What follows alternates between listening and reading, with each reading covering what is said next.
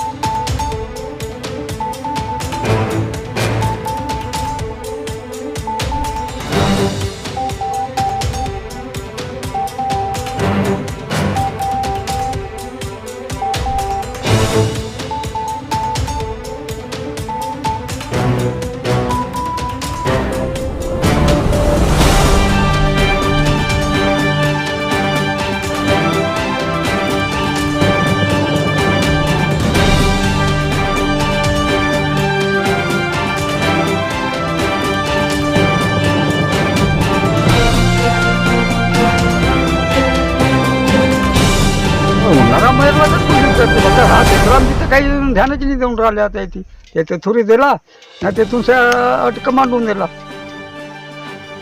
हा पांढरीवरी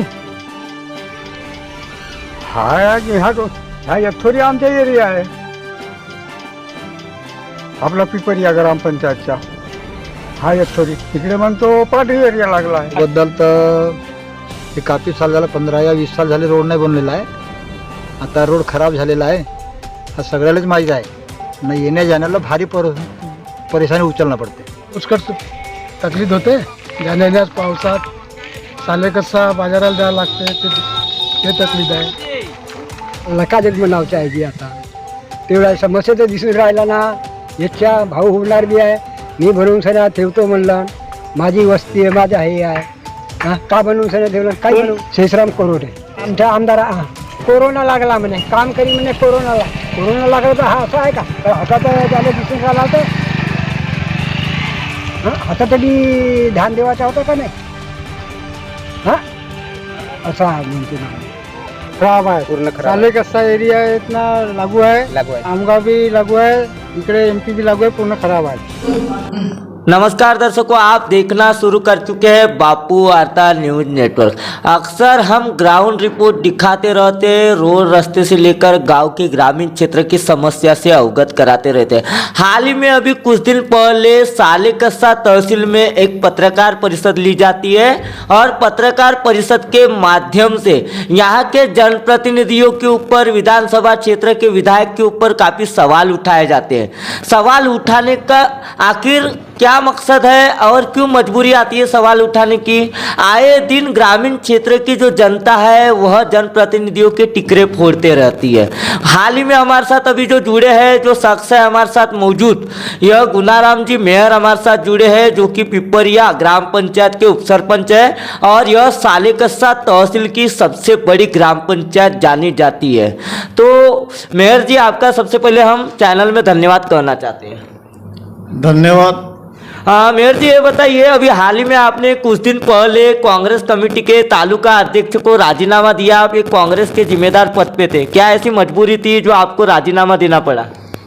देखो, मजबूरी कुछ नहीं थी। हुआ यूं कि मैंने पिपरिया की जनमानस की जो समस्या है, जो पिछले 40 साल से प्रलंबित समस्या है, उन समस्याओं को लेकर के मैंने कलेक्टर महोदय को तहसीलदार सालेकस्सा के मार्फत एक आवेदन दिया, जिसकी प्रतियां एक प्रत जो अभी वर्तमान में विधायक है सम्माननीय ससराम जी कोरोटे, इनको दिया।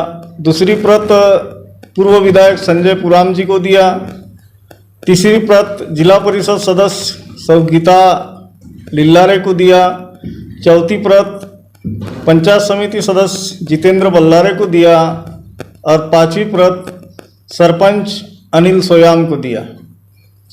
इनको अपने मांग भरा निवेदन की जो प्रतियां है, इनको प्रतियां सौंपा और उसके पश्चात सालेकस्सा में पत्रकार परिषद लिए। पत्रकार परिषद के माध्यम से जो निवेदन में चिन्हित की गई थी जो मांगे, उन मांगों का पत्रकार परिषद में उल्लेख किया गया और खबरें आई सोशल मीडिया में। उसके पश्चात मुझे रेस्ट हाउस में बुलाया गया और उसमें बोला गया कि बोले सरपंच कांग्रेस का, पंचायत समिति सदस्य कांग्रेस का, जिला परिषद सदस्य कांग्रेस का। आपकी बात में रोकना चाहता हूँ, आप जिस तरीके से बता रहे हो कि सत्ता ही कांग्रेस की है, तो काम क्यों नहीं हो रहे?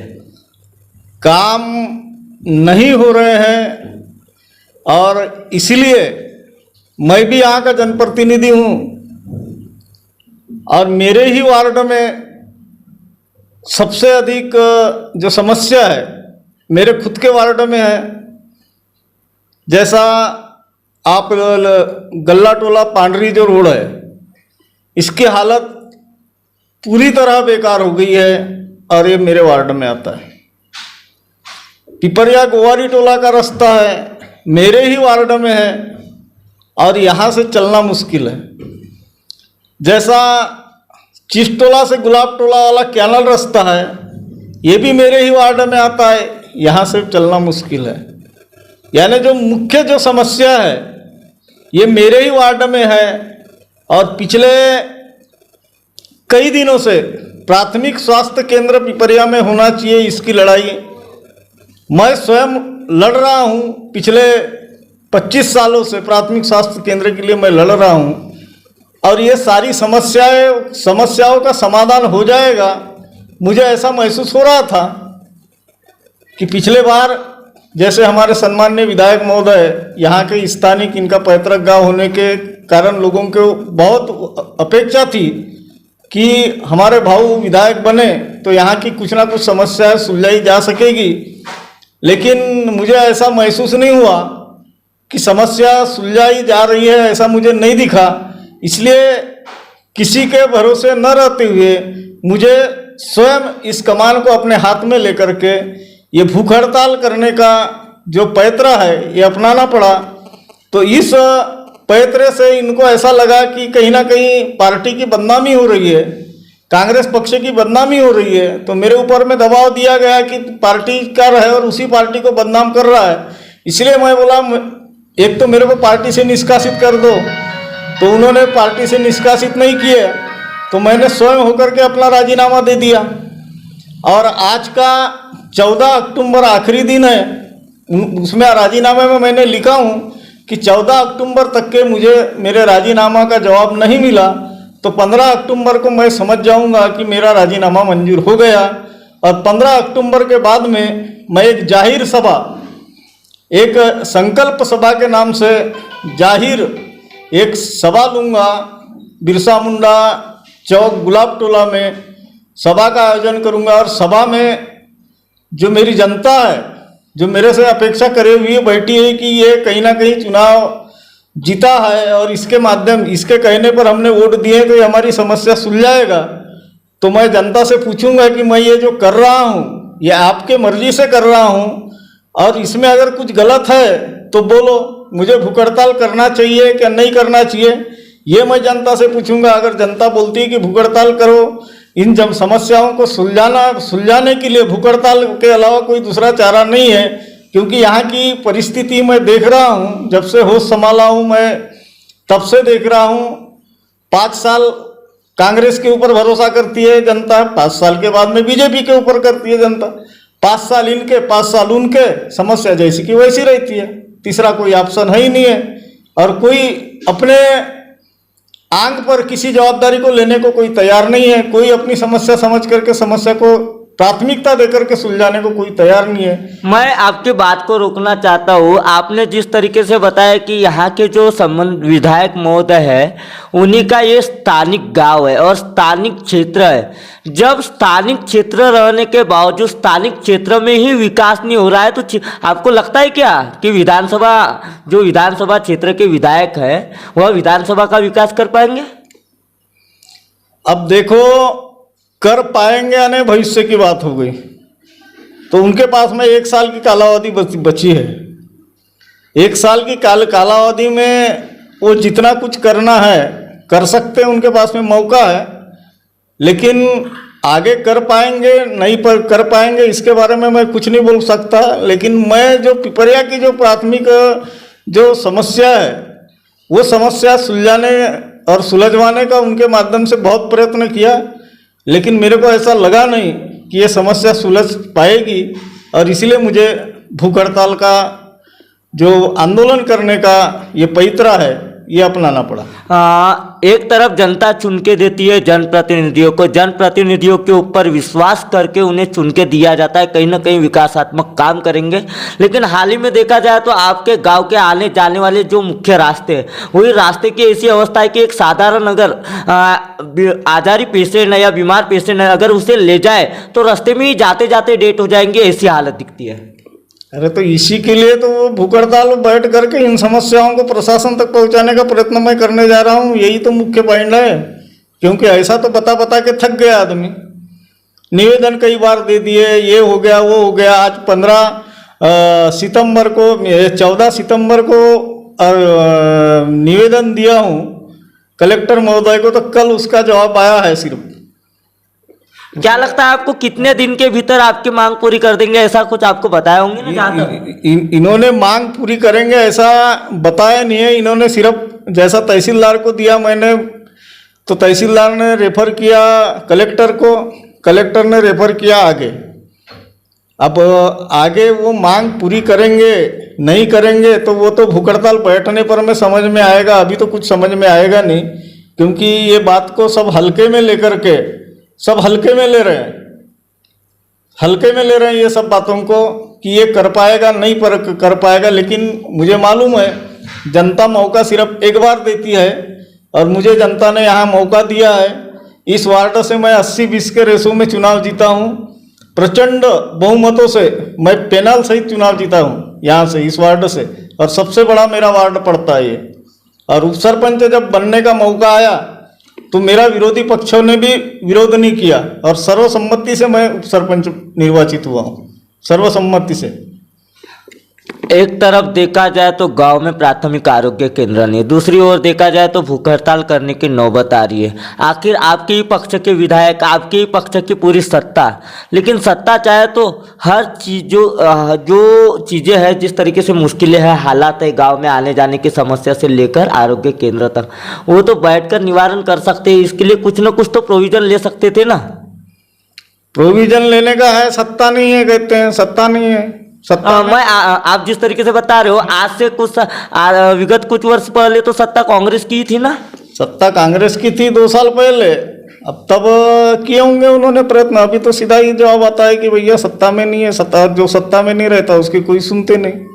जिला परिषद वालों का वही कहना है कि हम सत्ता में नहीं है, और जो सत्ता में नहीं रहता उनकी कोई सुनते नहीं। मतलब सरासरी देखा जाए तो सत्ता के ऊपर ही सवाल उठाए जा रहे हैं। सत्ता के ऊपर ही सवाल उठाए जा रहे हैं। सत्ता में नहीं है तो कैसा कैसा काम हो जाएगा, उतने बड़े बड़े काम कौन करेगा। मतलब ऐसा है कि जनता जाए गड्ढे में चलेगा, लेकिन हम सत्ता में नहीं है तो काम नहीं करेंगे। नहीं, काम कर रहे हैं बोलते हैं, काम करने का हम प्रयत्न कर रहे हैं बोलते हैं, प्रयत्न कर रहे हैं ऐसा उनका कहना है, प्रयास जारी है बोलते हैं। तो प्रयास जारी है तो आजू बाजू के ग्रामीण क्षेत्र की जनता की एक बैठक लेकर, बैठक के जरिए उन्हें बता सकते हैं ना कि हम प्रयत्न करें, हमने पत्र व्यवहार किए, कुछ तो किए होंगे। हालांकि ऐसी समस्या अगर बारिश में, अगर आने जाने की समस्या, आप बारिश में हम भी खुद अगर आते जाते अगर देखें तो हम भी नहीं आ पाएंगे, आपका गाँव इतने अंदर में है। अरे भैया, मैंने उनको कई बार बोला हूँ कि जाहिर सभा लेकर के आप बताओ कि आप क्या क्या कर रहे हो और क्या क्या किए हो, ये बताओ। कई बार बोला हूँ मैं, और हमेशा विकास के बारे में चर्चा करता हूँ, हमेशा बोलते रहता हूँ। और आपको मालूम है, मैं खुद पत्रकार हूँ, और पत्रकारिता के माध्यम से मैं जब से होश संभाला तब से सभी विधायकों के खिलाफ, सभी जनप्रतिनिधियों के खिलाफ उनके उदासीनता के खिलाफ लिखते रहा मैं। यहाँ तक कि हमारे सिवनकर साहब रहे, उनके खिलाफ में हमने लिखे, वीर सिंह भाऊ के खिलाफ लिखे, रामरतन बापू के खिलाफ लिखे, संजय जी पुराम के खिलाफ लिखे, हमने किसी को नहीं छोड़ा इसके लिए। लेकिन अब उनके कानों में जूं नहीं रहेंगी, किसी प्रकार का विकास वो कर ही नहीं पाए, तो हम क्या करते हैं। हाँ, एक तरफ आप ये बताइए कि आजू बाजू का जो मुख्य मार्ग का रास्ता है वो कितने सालों से समस्या है?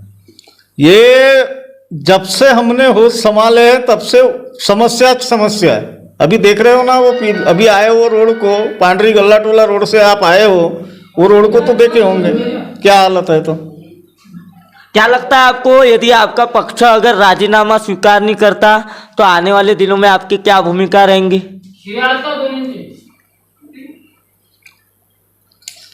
मेरा आज का आखिरी दिन है। आज शाम तक के अगर मेरा राजीनामा स्वीकार किया गया नहीं किया गया, इसका अगर मुझे अगर जवाब नहीं मिला तो कल मैं समझ जाऊंगा कि मेरा राजीनामा स्वीकार हो गया है। और इसके पश्चात मैं सामने की जो भूमिका है वो भूमिका लूँगा। एक जनसभा लूँगा, संकल्प सभा के नाम से एक सभा लूँगा, और सभा के माध्यम से अपनी जनता को पूछूंगा कि मुझे क्या करना है। जनता जिस टाइप का राय देगी उस टाइप का मैं कदम बढ़ाऊंगा।